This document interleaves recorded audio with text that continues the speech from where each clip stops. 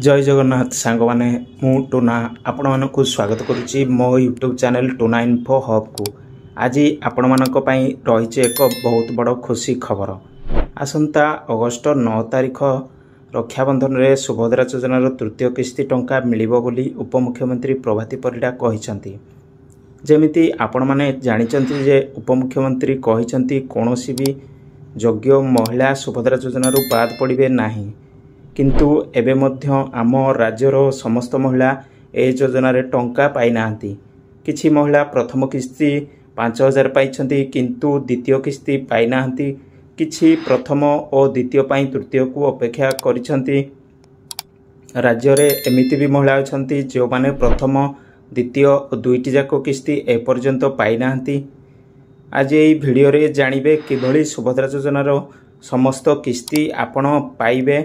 जेमिति कि आपण जेतेबेले सुभद्रा रे आवेदन करिथिले सेतेबेले आपण कोनोसी बैंक अकाउंट नंबर देई नथिले, तेबे आपण माननकु कुहा जाइथिला जे एही टंका आपण माननकु डेबिट मोड बा आधार बेस्ड मोड रे पैसा अकाउंट को जीवो।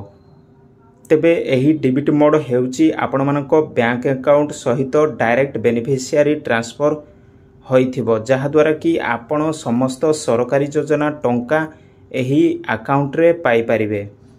किंतु किछि लोकंकर एकरु अधिक अकाउंट थाए, से क्षेत्र रे सेमाने जानि पारंती नाही जे केउ अकाउंट रे डेबिट लिंक रहिछि।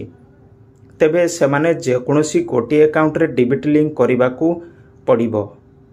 एही डेबिट लिंक करिबाकू हेले आपण आपणकर निज बैंक को जाई डेबिट लिंक करि परिबे।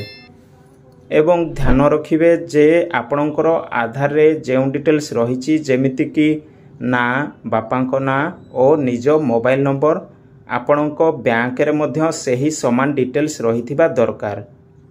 जदि एही डेबिट लिंक करि दैछंती तेभे आपणको सुभद्रा योजनार समस्त किस्ती मिलि जिवो।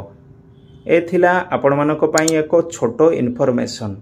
जदि भिडियोटी आपण मानको भलो लागिछि तेभे लाइक शेयर एवं चैनल टी को सब्सक्राइब करने को भूलिबे नहीं। जय जगन्नाथ।